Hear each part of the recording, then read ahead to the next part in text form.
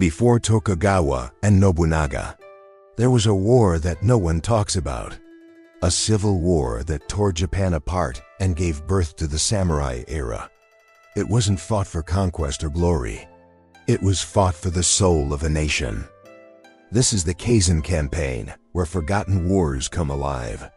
Today, we uncover the Genpei War and ask, what if the Minamoto had lost? The year is 1180.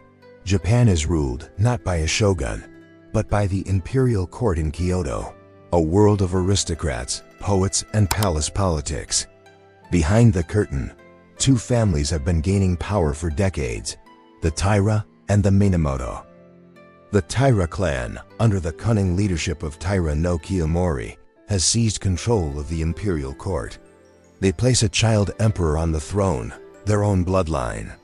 It is a bold move that enrages their rivals. Minamoto no Yoritomo, once exiled and disgraced, hears the call. The time for revenge has come.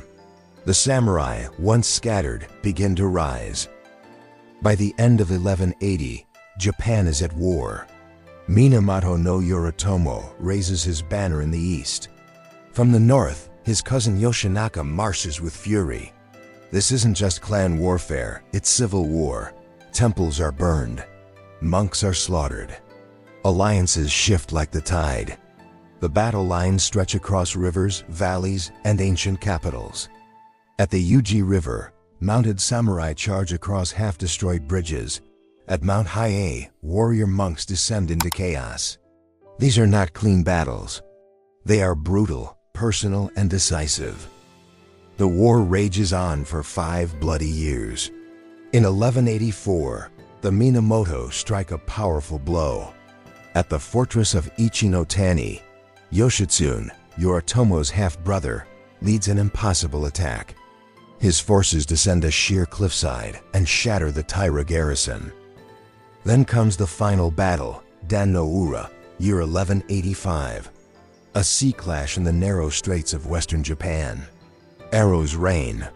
Ships burn. And in the chaos, the young Emperor Antoku, just 6 years old, is carried into the sea by his grandmother.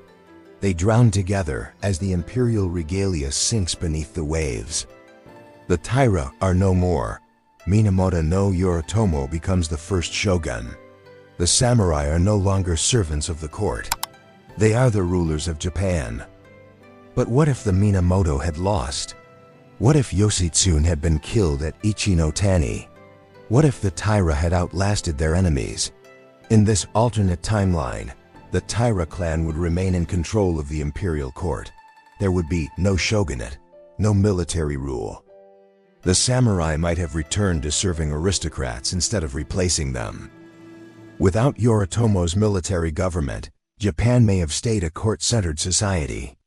Politics would remain poetic and slow, not brutal and disciplined. The very idea of Bushido, the warrior code, may have never formed as we know it. And when the Mongol invasions arrived in 1274, would Japan have stood a chance? Without a unified warrior class to defend the coastlines, the Mongols may have succeeded where they failed in our world. If the Taira had won the Genpei War, Japan might have been conquered. Its history and its independence rewritten under the empire of Kublai Khan. The Genpei War is more than a forgotten conflict. It is the crucible that forged the samurai, ended imperial dominance, and gave birth to the world's first shogunate. A few battles, a few decisions, a different outcome, and the world might have looked very different. What do you think would have happened if the Minamoto had lost? Let us know in the comments. And subscribe to the Kaizen campaign, where every war ends with a what if, an alternate reality left to the imagination. See you next week.